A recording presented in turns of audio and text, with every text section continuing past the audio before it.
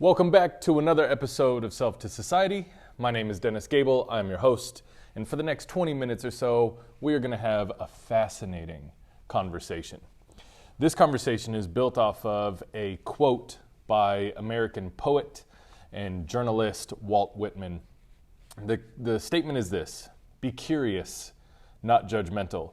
This statement has become very popular thanks to the show Ted Lasso, where in this scene, Ted Lasso is going against sort of the villain of the show in a game of darts.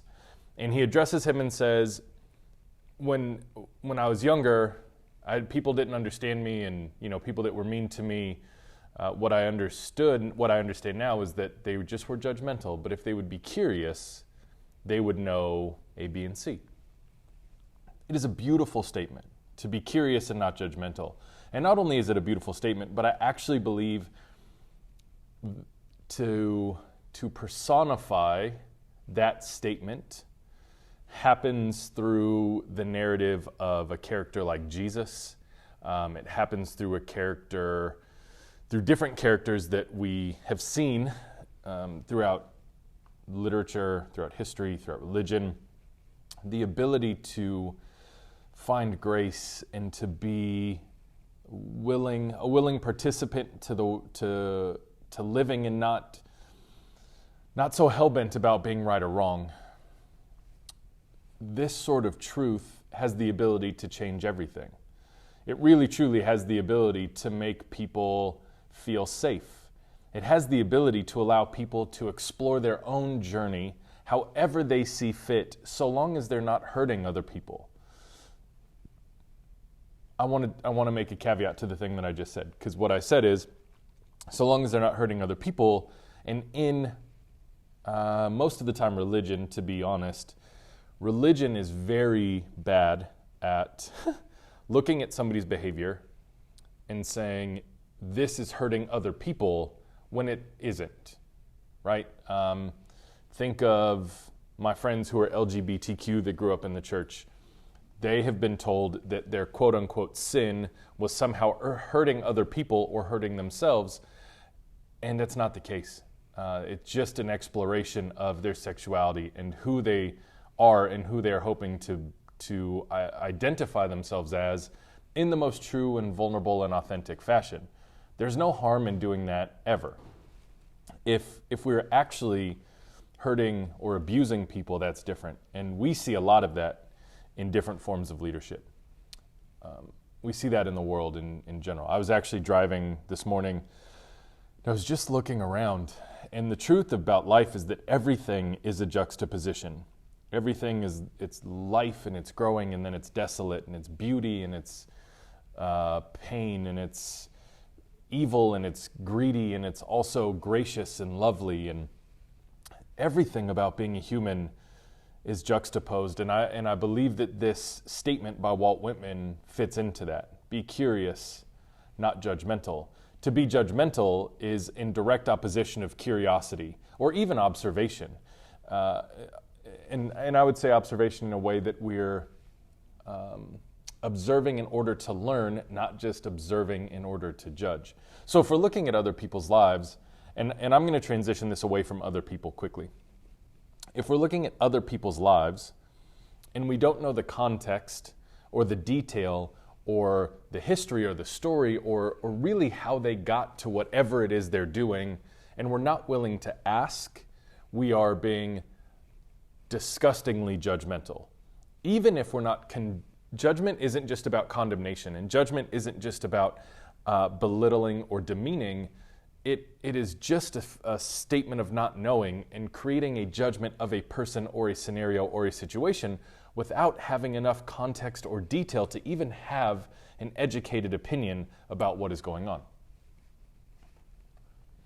Yesterday, that Ted Lasso quote or clip from the show came up on Instagram as I was scrolling through, and I cried like a baby. I watched it like 6 times, and I just wept. Wept is maybe not the right word. I cried. And the reason I cried is not because of Ted's interaction with Rupert or not because of the context of the show. It was because I had this epiphany style moment that with myself, I'm far more judgmental than I am curious. And I have held myself to standards that are not fair to me. They're not fair to the people around me.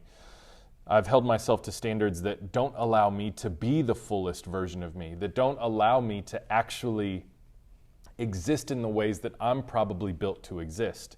And a lot of that judgment, I don't know that it all stems from me just being an asshole to myself, but it stems from a lifetime of people saying things about me, of me choosing to think things about me, of being self-deprecating, of being internally demeaning. It's a lifetime of some of those things. And yet at 40 years old, I look at my life and I wonder where I'd be if I just was a little bit more curious. If I gave myself enough grace to not judge every single thing I do and say. I mean, I know that I'm not a lone ranger in this idea, but I am brutal to myself. One of my dear friends, his name is Pat DeRosa, he said to me not too long ago, man, nobody would ever have to say a mean thing to you because A, you've already thought it and said it to yourself, and B, you just don't know, people don't need to tell you things that are mean or correcting because you're already so hard on yourself that nobody can be more mean to you than you are. That is very true for me. It is very true. Some of it may be learned. I don't know. I have felt this way most of my life, that I have a memory of really feeling myself through, like, how do I judge myself? How am I performing? How am I doing? Am I, the amount of judgment I've put on myself over the years, I don't know if it's learned or if it's natural. And yet, I have so much grace for other people. I have so much grace for other people. I want the world to be a kind, beautiful, loving, inclusive place. And yet to myself, I am such an asshole. And I'm not curious with myself. I am deeply judgmental before I even allow myself to get to an end goal or to really pursue something that I wanted to or that I thought would be valuable. I've judged every single side of the scenario before I got there. I hope to get better at this because I deeply believe that the way that we love ourselves and the way that we show up to the world is the way that we can love and embrace and help and be kind to other people. But we have to truly be willing to do that for ourselves first. If we're not willing to be kind to ourselves first, we don't really know kindness to other people. It's like empathy. The difference between sympathy and empathy is sympathy is having a feeling for somebody that's going through something that you haven't experienced. Empathy is being able to sit in that emotion with them because you have a similar experience. And so if we can't be empathetic with the world through ourselves, we're simply being sympathetic, and not that that's bad, but we're leaving ourselves out of the equation, and that's where we start to judge the rest of the world too, is when we leave ourselves out of the equation, we leave ourselves out of the conversation, we leave ourselves out of the growth opportunities, then we are deeply judgmental to everything going on around us because what we're feeling is the shame or the guilt or the disappointment inside of ourselves. 90% at least of what people do and say to you or around you ain't got shit to do with you. It is a product of the mechanism inside of us where we don't know, because we don't know what other people are thinking or why they're doing most things, we judge other people based on our actions, almost wholly, unless we have enough context to be able to be a real part of somebody's scenario or situation. That said, the more kindness that you allow to yourself, the more curiosity you're willing to bring to the table for you, the more curious you can be for other people, and the more open-handed and gracious you can be with the lives of people around you. The lives of people who we're just doing the best that we can, all of us. And yet we live in a world where if you put two people at the table, any two people at the table, they'll find a way to get along. Any two people. 2 people in an empty room, no moderator, no mediator. You put 2 people in a room, they'll find a way to get along. You put 3 people in a room, 2 of them will figure out a way to gang up on the other one. It's human nature for some reason, and it sucks. It's maybe survival nature. I don't know the depths of how or why we get there.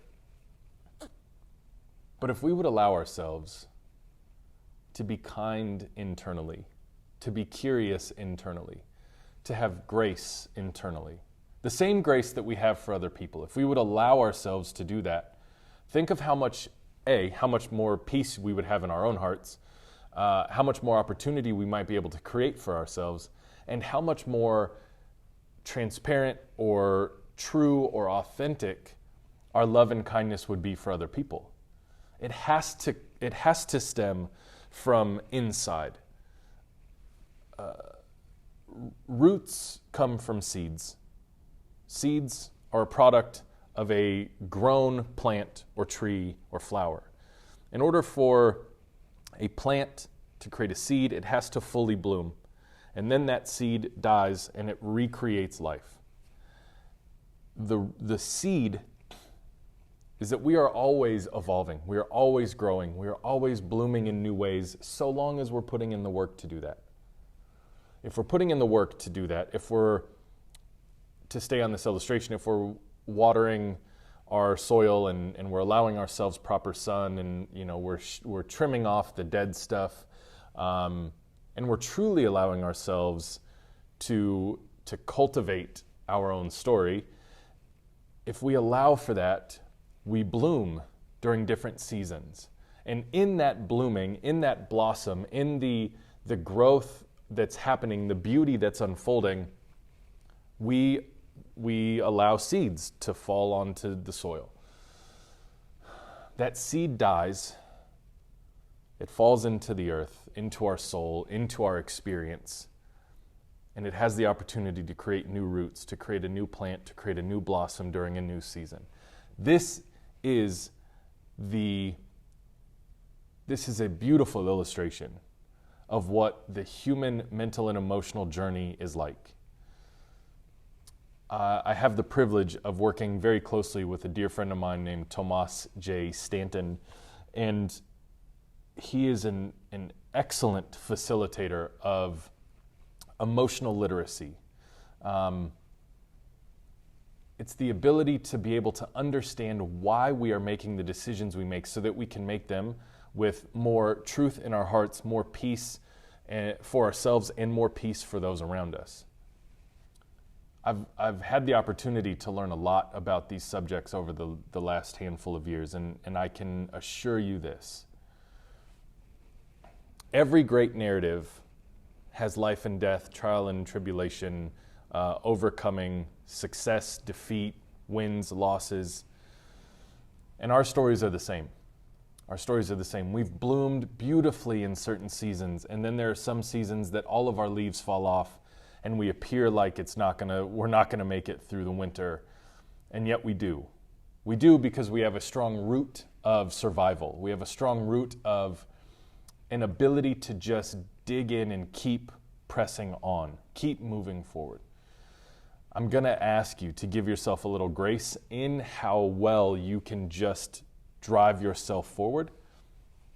Take a bit of a pause during this season. During this season, allow yourself to feel, allow yourself to be curious, allow yourself to journal, to write, to talk to friends, to write poetry, to paint, to sing, to dance, to sculpt, to learn a new instrument. Allow yourself to embarrass yourself. Allow yourself to create the content that you've been dreaming of creating. Allow yourself to be free enough to be a version of yourself that you've seen for years. There's some philosophy that I think is really beautiful that would suggest the reason that we keep having these dreams is because they're things that God has planted in us that we need to fulfill. I love that analogy. I love the philosophy that the reason we have dreams and visions is because they're the thing, and in parentheses S, the things that we are here to do. I deeply understand the uniqueness of being a human. It's one of my most prominent messages when I speak to business owners and entrepreneurs. It's one of my most prominent messages as I communicate with friends and people I love, is that we drive into this uniqueness and we allow it to expose the things about us that nobody else can bring to the world, the things about us that nobody else possesses. It allows us to truly be curious and not judgmental. And if we're willing to be curious, imagine what kind of fun we can have. Imagine what you can explore in and of yourself if you'll just allow yourself to be willing to show up in that way this season. Wherever your life is, allow yourself to be curious. Yesterday when I was crying, watching that clip over and over and over, the thing that drove me to such emotion is truly how hard I am on myself and what I think other people expect from me.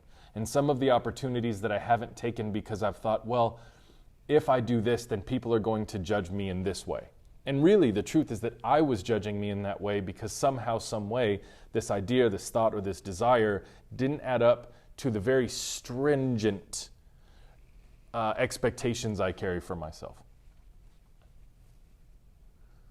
I have caused so much harm to my own self by being so damn judgmental, by not allowing myself to play, by not allowing myself to be childlike, by not allowing myself the freedom to bloom and to blossom. Could you imagine if a flower had to control where each petal fell in order for it to think that it was beautiful? That's kind of how I dictate my own life. And it has been terribly exhausting. Mind you, I've had the opportunity to do some very beautiful things in this world. But I look at myself and I wonder why I've made certain decisions. I brought this up yesterday in conversation. I love a majority of my tattoos, but I don't know why I started getting them. I don't remember really if it was rebellion. The first one was probably just rebellion against my dad, and then why did I keep getting them? I don't know. Maybe I felt tough. Maybe it made me feel cool. Maybe it allowed me to feel a little more rebellious than the church evangelical community that I was a part of. I don't know why I've done certain things. When I think about myself in child form, I don't feel as rebellious as I've lived as an adult. I wonder if I've tried to prove something that I don't have to prove. I wonder if I didn't allow myself the curiosity to just be kind and to just be a soft, good, soft but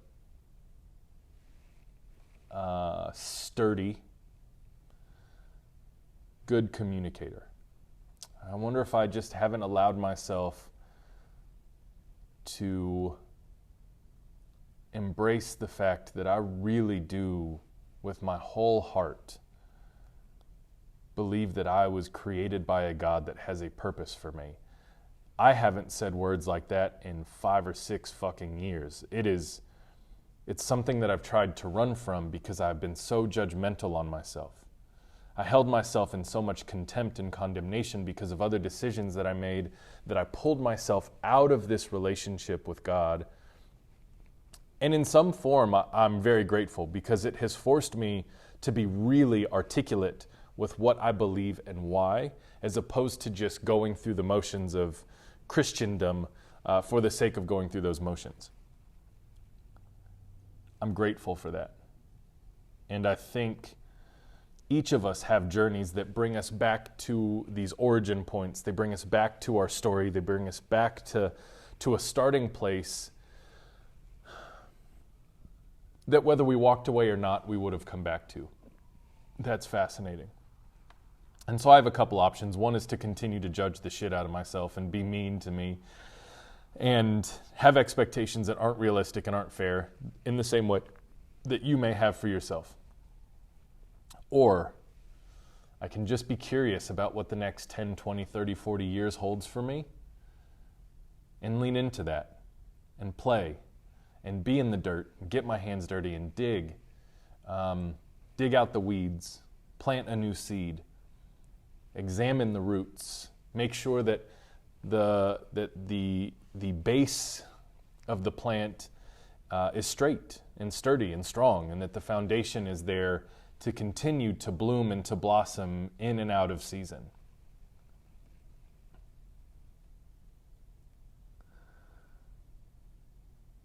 I'm so grateful for where my life is, for the people that are in my life, for the people that have stuck around for a very long time, for the people that have left. I'm grateful that I have an anthology of stories to tell. I'm grateful that I have an unwritten memoir that I get to exercise in ways like this. I'm grateful for things like poetry. I'm grateful for the fact that I'm physically healthy enough to play basketball. There's not much that I would go back and undo, but the perspective that I carry today is absolutely a driving factor into how I'm going to live out the rest of my days. Because I haven't had this perspective for long, and I certainly didn't have it a long time ago. And so I'm grateful for my fellow Gemini, Walt Whitman, who was willing to say, be curious and not judgmental. And in the bulk of his life and his work, I think that statement probably came from the fact that he was deeply willing to be most things publicly that people didn't want him to be. And I only hope to be that brave as I continue to step forward and I continue to create and I continue to evolve and I continue to give as much of myself to the world as you're willing to accept. It's moments like these and the ability to reflect that I'm really grateful to have a platform like Self to Society to bring it to the world, because I know that I'm not alone in how these things come into my brain and how I can process them, and in true form and fashion of being a storyteller, I'm constantly seeking an opportunity to dig up, to cultivate, and to grow. This is that process. So I appreciate you sitting at the table with me, being involved with my own process, and I hope that it is encouraging and motivating for you to embrace parts of your own story. And I encourage you with all that I am. Spend the rest of your days being curious and not judgmental about yourself first, so that you can be open-mindedly curious and not judgmental about the people who will come into your life. Until next time, my friends, I'll see you real soon. Peace.